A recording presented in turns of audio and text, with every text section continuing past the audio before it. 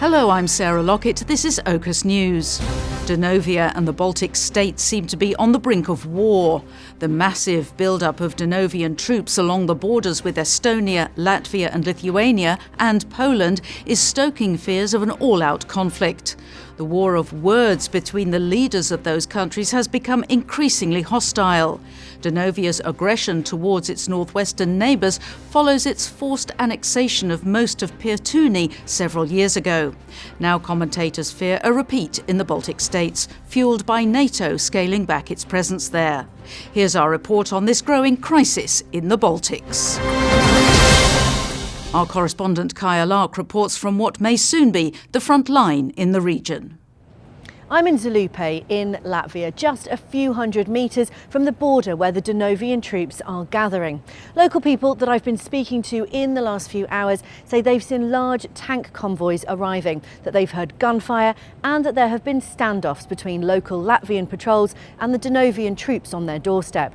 The Donovian government, though, is still insisting that it is merely conducting training exercises, but the fear and tension here is palpable. Latvian soldiers on night patrol have spotted Donovian special forces wrecking sensitive sites for possible attack later and other provocative moves. Well, Donovian forces are using their usual tactics to intimidate, taking photos and coordinates of places of interest to bomb later, daubing graffiti telling locals to leave the area so to clear the way for maximum airstrikes and artillery fire when they do invade, which people now believe could happen within days. They also do things like taunt border guards, shine lasers into the eyes of Latvian forces they see, and test fire heavy artillery as a show of strength. We know this is also happening on the Lithuanian borders and Estonian borders as well. All of this is ramping up the tension. On social media, these Hollywood-style pictures have been posted on Donovian accounts. The aggressors seem to have captured a lone soldier and they're making him pay. They also show Latvian special forces searching a building where Donovian troops were said to be hiding out. They're not there now, but they haven't gone far. These pictures have been widely shared by other NATO countries. For months now, Donovian tanks and military vehicles have been massing on the borders of Estonia, Latvia and Lithuania, and also in the enclave of Donovia Minor, which borders Poland. It's a dangerous powder keg situation and could easily become catastrophic to all civilians in the area and transition to a full-scale war involving Latvia, Lithuania, Estonia and Poland. There could be massive loss of life and entire cities could be razed to the ground. Donovia's relentless drive to conquer, crush and control its neighbours to the northwest comes after its invasion of nearby Pietuni back in 2022. The country was left largely in ruins after months of bombing, shelling, thousands of civilian deaths and total destruction of several key cities. Donovia annexed all of the Pietunian coastline on the Sea of Azov and the Black Sea and took control of the major port cities of Mariupol and Odessa, vital entry ports for goods, food, oil and gas. But several months of war in Pietuni took their toll on Donovian forces too. Much of their weaponry, vehicles, military infrastructure and equipment was destroyed or irreparably damaged. The People's Republic of Olvana came to their aid and supplied them with new equipment, mine-resistant troop carriers, ammunition, rations and vehicles. So now they're rearmed and recovered and ready for a fight.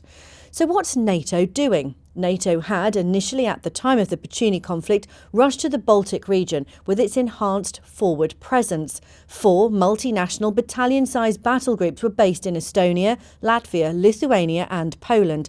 They were combat-ready, holding large-scale exercises every year, led by the UK, Canada, Germany and the US.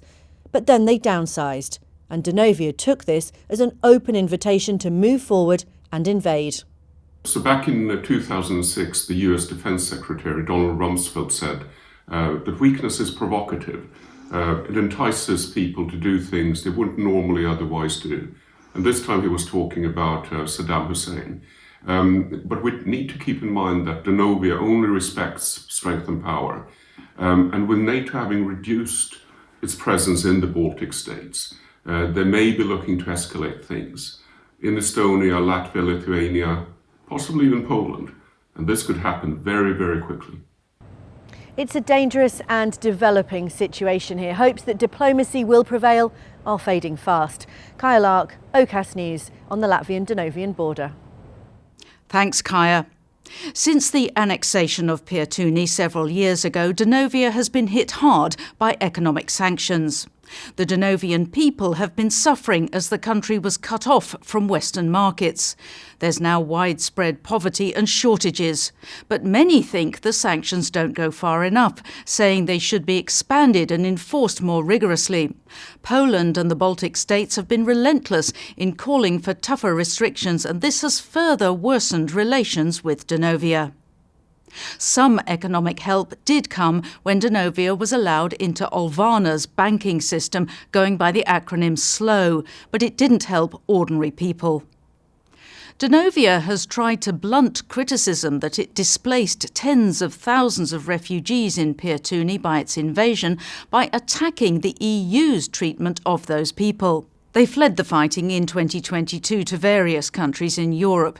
The UK was among nations criticised for not taking its fair share. This led to divisions and disagreements, which the Donovian leader says is proof the Baltic states and Poland are being abused by Europe. Commentators are stumped by this stance. Well, we have intelligence reports that the Donovian president possibly may be suffering from paranoia and potentially a megalomaniac. He's unpredictable and has aspirations in the long term to take over some of the Baltic states, which historically, of course, were allied to Donovia. So at this present time, who knows what is in his mind and what the outcome will be for the Baltic states in the future. Well, that's all we have for now on the growing crisis in the Baltics. We'll bring you more as we get it. In other news, the government has announced a new initiative to reward video gamers for the number of hours they spend at their computers.